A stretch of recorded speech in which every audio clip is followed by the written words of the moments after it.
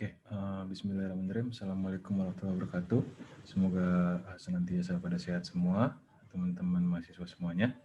Baik, saya akan coba menjelaskan tentang sistem integumen dan urat daging ya. Mohon untuk diperhatikan. Sistem integumen atau urat daging. Sistem integumen ini adalah sistem pembalut tubuh yang terdiri dari kulit dan derivat-derivatnya. Jadi banyak sekali ya untuk sistem integumen ini. Yang pertama adalah fungsinya sebagai alat pertahanan pertama terhadap penyakit. Yang kedua ada perlindungan dan penyesuaian terhadap lingkungan. Kemudian yang ketiga adalah alat ekskresi dan osmoregulasi karena di situ ada linear literalis dan beberapa komponen lainnya. Kemudian ada alat pernapasan tambahan, kelenjar racun, pewarnaan, sumber cahaya, dan lendir. Nah, salah satu sistem integumen yaitu yang pertama adalah kulit.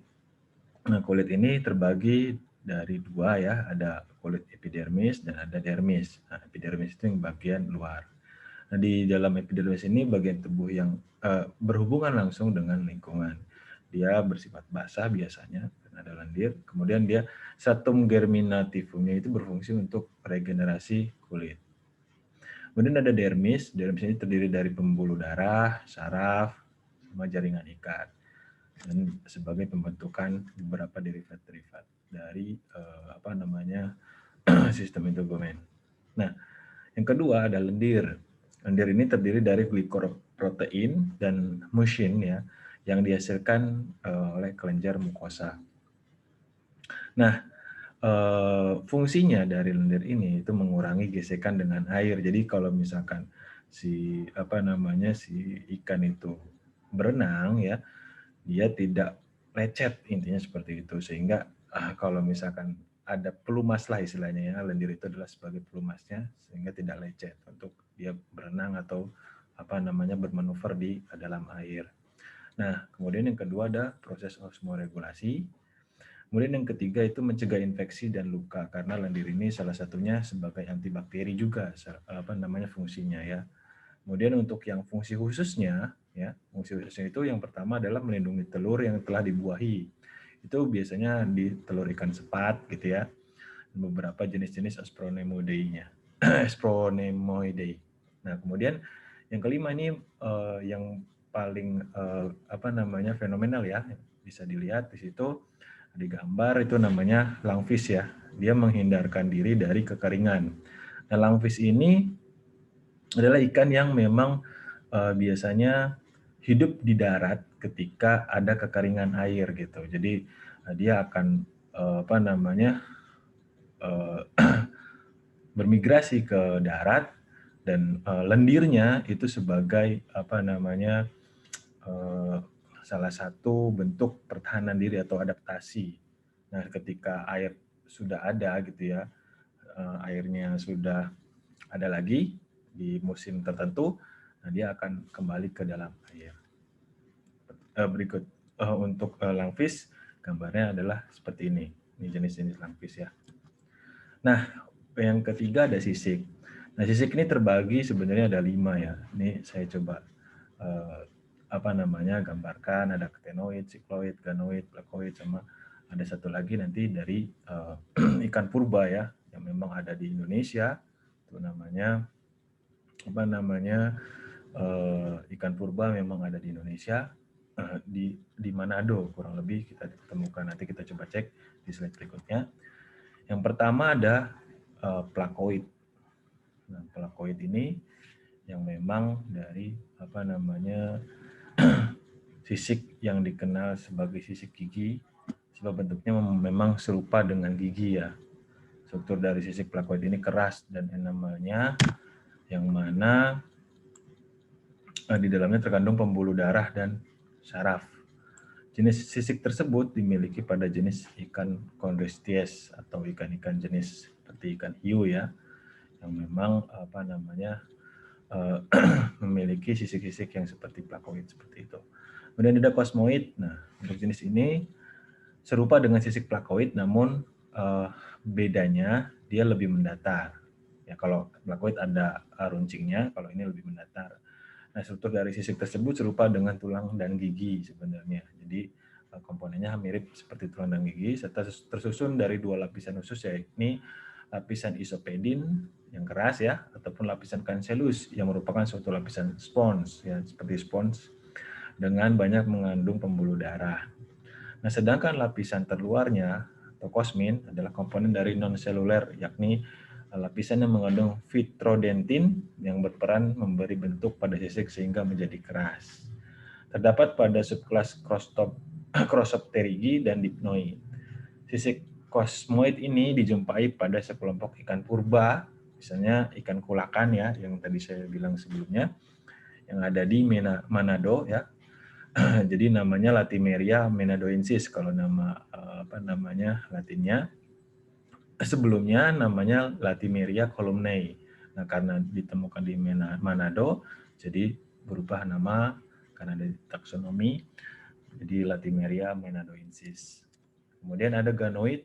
Ganoid ini sisik yang menyerupai sisik kosmoid ya.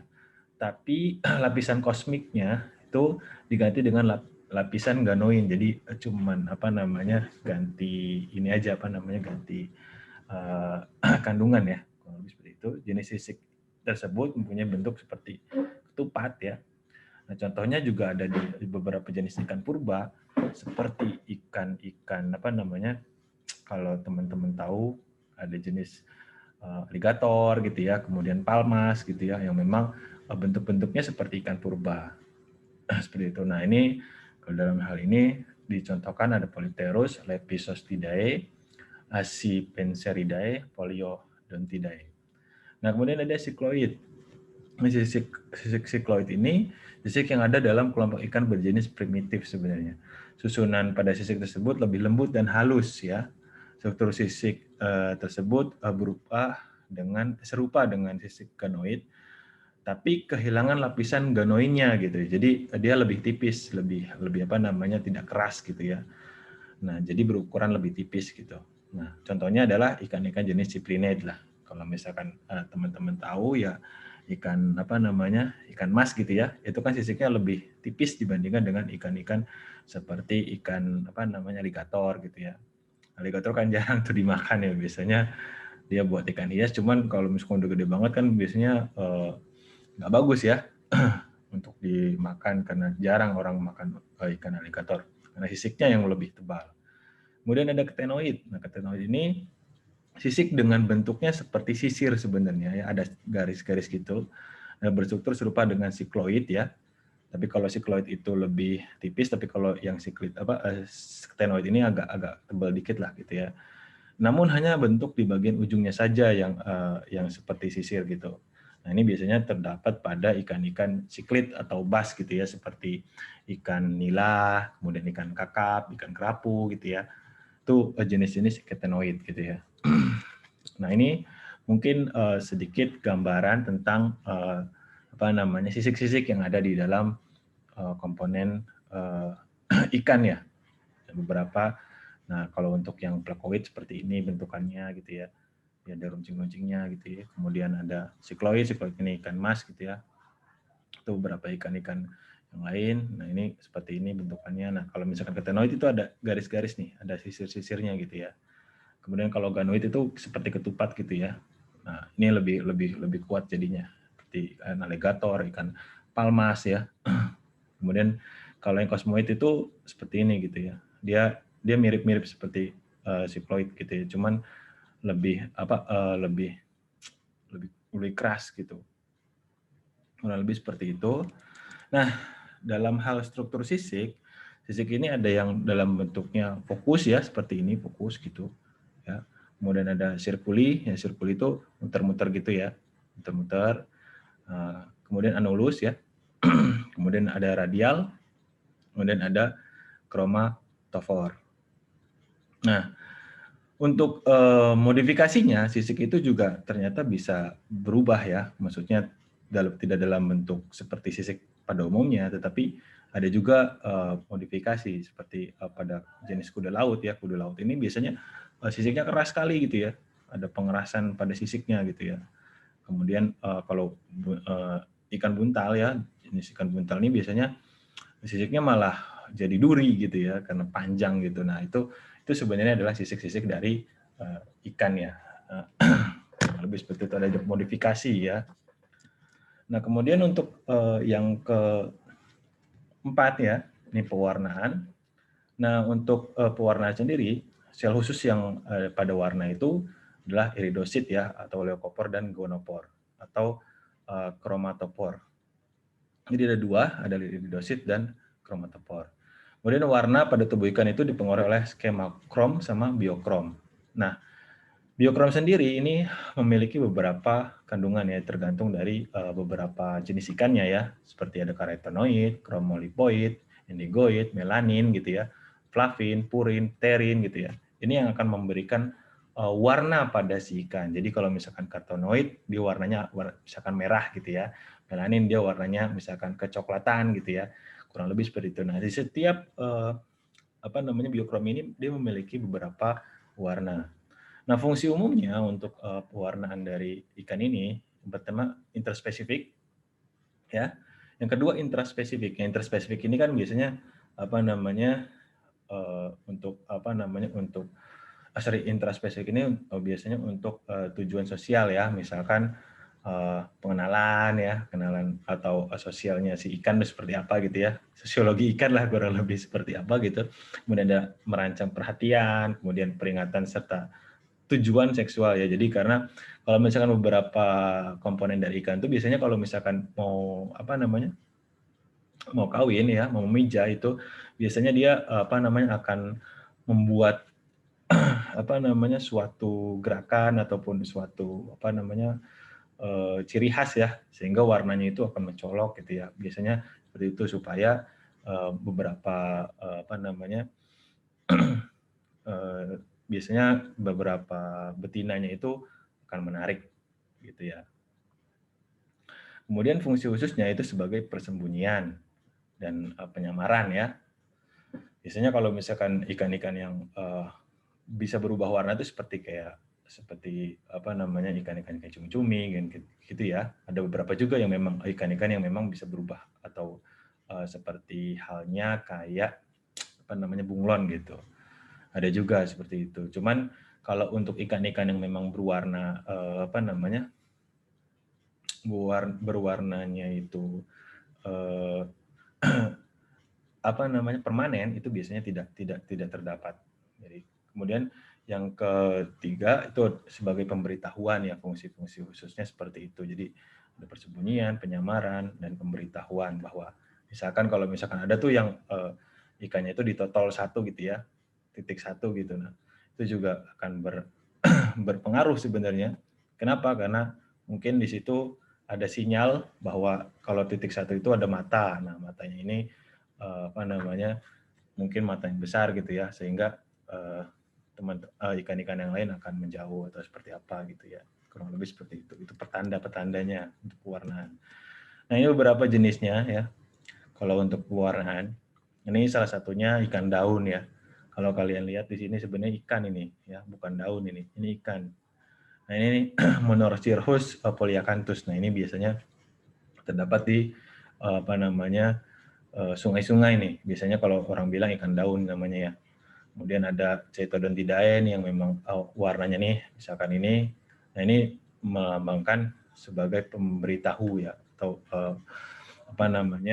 bahwa di sini tuh karena ada Chaetodontidae-nya ini kan, kepe-kepenya ini dia punya titik ya, titik itu seperti halnya mata ikan yang besar gitu, sehingga bisa menakutkan ikan yang lain, kurang lebih seperti itu. Nah, kalau Psittodus rumei atau ikan sebelah itu biasanya buat bersembunyi di pasir ya, karena warnanya juga sama mirip seperti pasir gitu ya.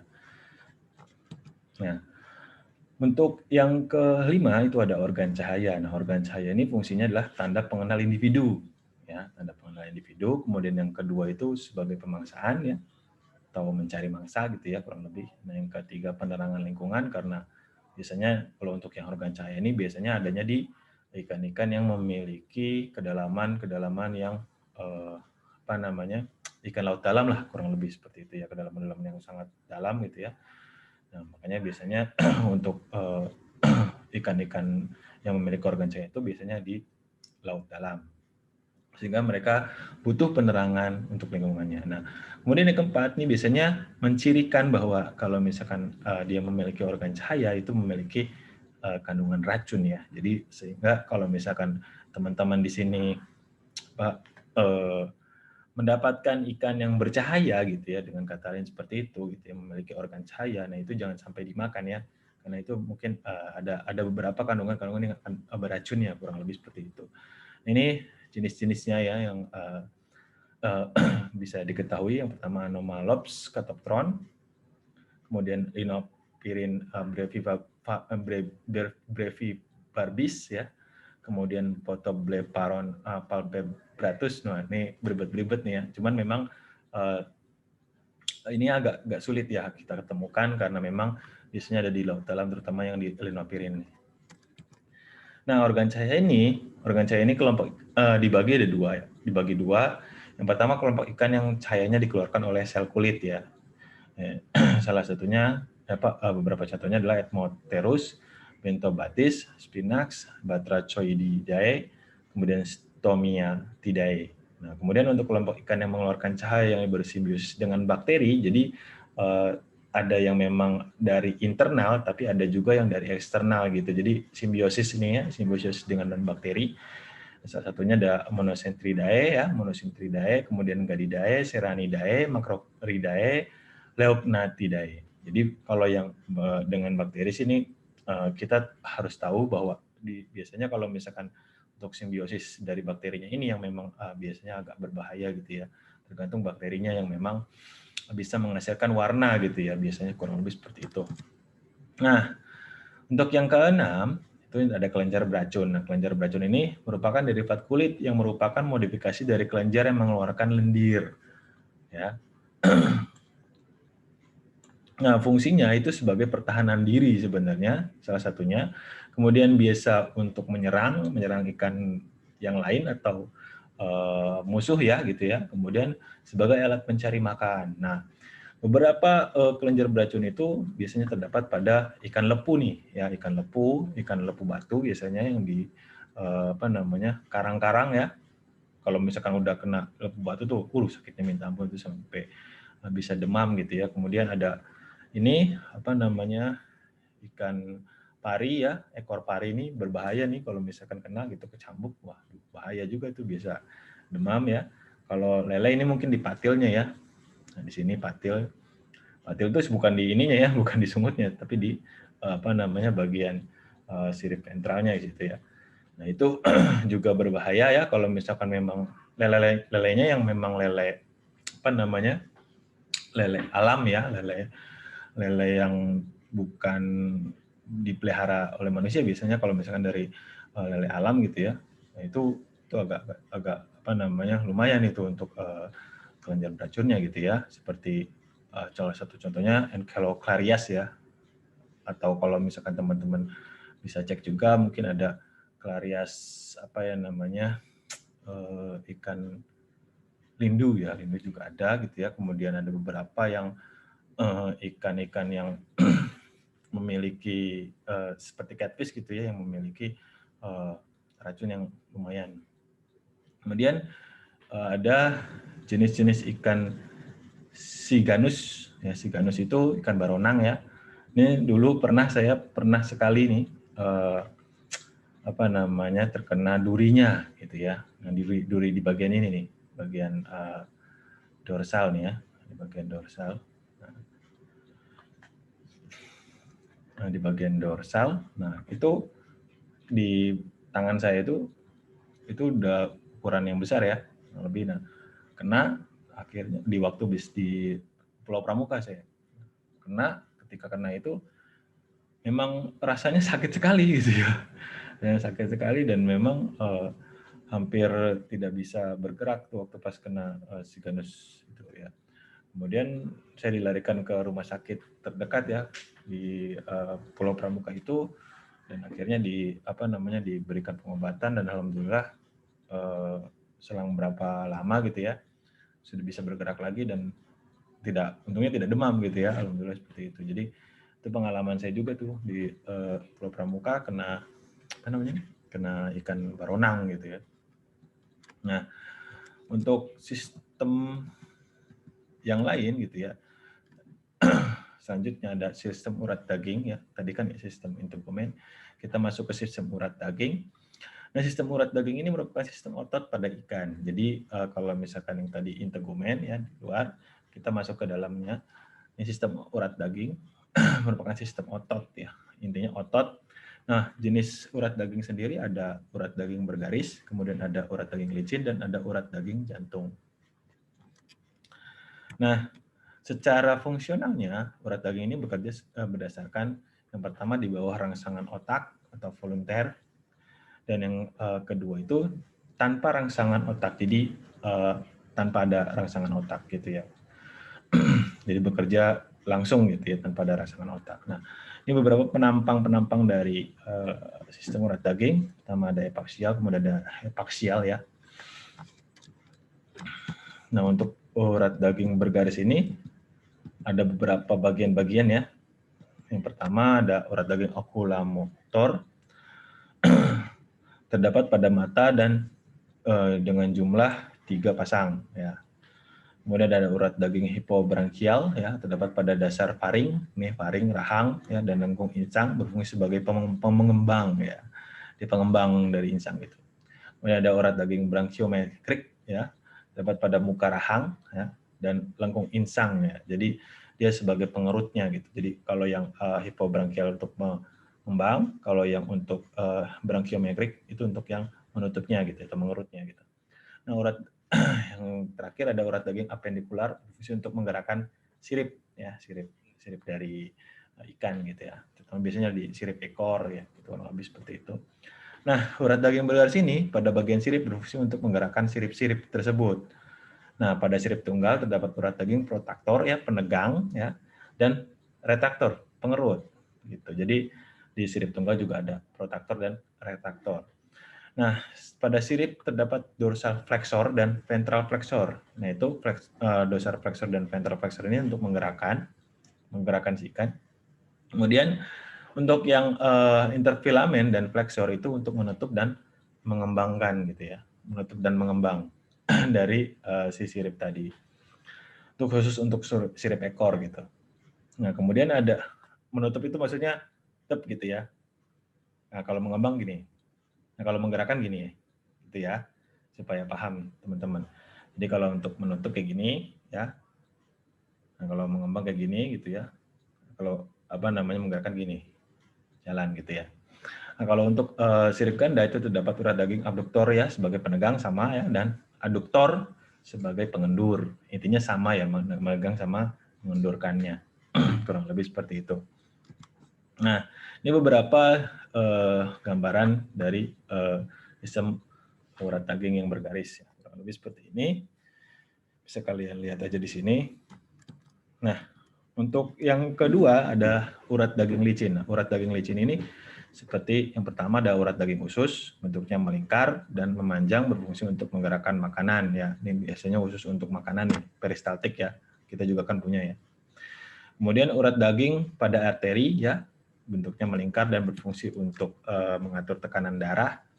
Kemudian ada urat daging pada mata ya, berfungsi untuk mengatur akomodasi dan intensitas cahaya. Jadi kalau misalkan terlalu sinarnya terlalu ini, dia akan mengecilkan ya, mengerutkan gitu ya.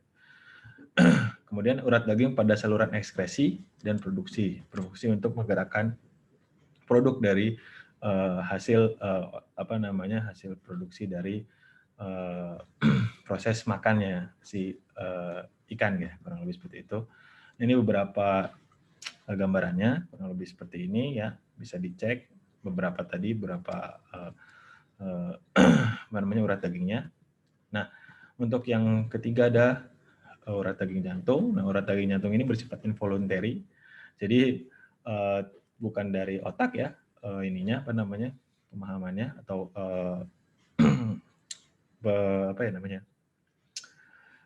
penyelarasannya gitu ya. Jadi langsung itu mah nggak pakai otak gitu ya. Itu mah langsung berdenyut sendiri gitu ya. Kalau misalkan nggak berdenyut kan berbahaya ya. Mati ikannya. Nah, kemudian biasanya disebut miokardium, ya. Miokardium ini dilapisi oleh selaput luar perikardium dan selaput dalam namanya endokardium. Nah, untuk gerakan ikan itu ada yang pasif dan ada yang aktif, ya. Yang pasif ini biasanya telur ikan pelagis dan anak ikan terbawa arus, biasanya salah satu contohnya seperti itu. Kemudian anak ikan dibawa dalam mulut, ya. Ini beberapa jenis-jenis ikan yang memiliki gerakan pasif gitu ya. Salah satu contoh-contohnya, atau membonceng atau menumpang pada organisme lain. Nah, salah satu contohnya adalah Hechenis remora atau ikan remora ya, yang menempel pada ikan hiu. Alat penempelnya merupakan modifikasi sirup punggung. Jadi dia nempel di sini. Nah, nempel di sini pada ikan hiu. Dan Keratias sp jantan menempel pada betina dengan mulutnya. Jadi dia malas nih ikannya, dia nempel pada betinanya. Nah, kalau untuk gerakan aktif itu ada gerakan mengombak atau ikan gerakan berenang dengan cepat gitu ya. Kemudian gerakan ular gitu ya. Kemudian gerakan mengombak sirip. Nah, biasanya mengombak sirip ini seperti ini. Ikan Nemo kan dia nggak pernah bisa diem gitu ya. Nggak anteng gitu ya, nggak diem gitu. Nggak pasif, dia akan bergerak terus. Kemudian terakhir ya, ini ada organ listrik ya. Organ listrik. Nah, organ listrik ini unit fungsionalnya adalah elektroplugs ya. Jadi ikan juga memiliki organ listrik gitu. Organ listrik ini terdapat pada ekor, di bawah kulit, sirip, mata, dan seluruh tubuh ikan. Ini tergantung dari komponen ikannya gitu ya. Nah, kalau untuk voltase yang tinggi itu biasanya pertahanan dan mencari makan. Gitu ya. Untuk kegunaannya adalah pertahanan dan mencari makan. Tapi kalau untuk voltase rendah ini elektrosensori, biasanya untuk alat komunikasi atau sensorinya gitu ya, atau mencari apa namanya komunikasinya gitu dengan sesama atau yang lain gitu ya, kurang lebih seperti itu. Nah, ini salah satu konsepnya ya. Ini belut listrik nih. Ini belut listrik ini dia memiliki citra listrik dari insangnya, di daerah insangnya. Nah, kalau misalkan dia dapat benda penghantar listrik, dia akan apa namanya akan apa namanya akan melihat ya, akan menghantarkan gitu ya, akan menghantarkan, kemudian masuk ke dalam buntutnya atau ekornya gitu. Nah, sehingga kalau misalkan terjadi apa namanya terjadi hal ini gitu ya. Nah, makanya kalau misalkan benda penghantar listrik ini kan banyak ya. Salah satu contohnya misalkan kita pasti kalau di air pasti ya kena apa namanya punya listrik gitu ya. Nah, kalau manusia ada nggak listriknya? Ada, kita punya ion ya, salah satunya. Nah, sehingga kalau misalkan ada belut ini, dia akan memberikan citra listrik gitu ya. Nah, citra listrik ini akan kena nih ke badan kita gitu ya, sebagai yang punya ion gitu. Nah, ion kita itu nanti akan terbawa gitu ya, penggantinya lah istilahnya, menggantikan ion yang ada di kita akan masuk ke dalam apa namanya buntutnya ini, kurang lebih seperti itu. Jadi sebenarnya sih cuma mengganti ionnya gitu. Cuman karena voltasenya tinggi, sangat tinggi, sehingga kita akan terkena setrum gitu, kurang lebih. Nah, setrum ini harus dialirkan lagi gitu ya. Kalau misalkan setrumnya tidak bisa teralirkan lagi, nah itu akan masuk ke dalam kita dan itu berbahaya gitu. Kurang lebih seperti itu. Tidak ada salurannya gitu, kurang lebih. Nah, sehingga kalau misalkan kita kena kejut listrik, itu kan bisa kaget ya. Nah, tapi kalau misalkan kita udah kesetrum gitu, itu harus kasih ke yang lain gitu. Harus kasih ke apa namanya saluran yang lain gitu. Kalau misalkan nggak kena saluran yang lain itu berbahaya malah. Nanti kena ke kita sendiri gitu kurang lebih.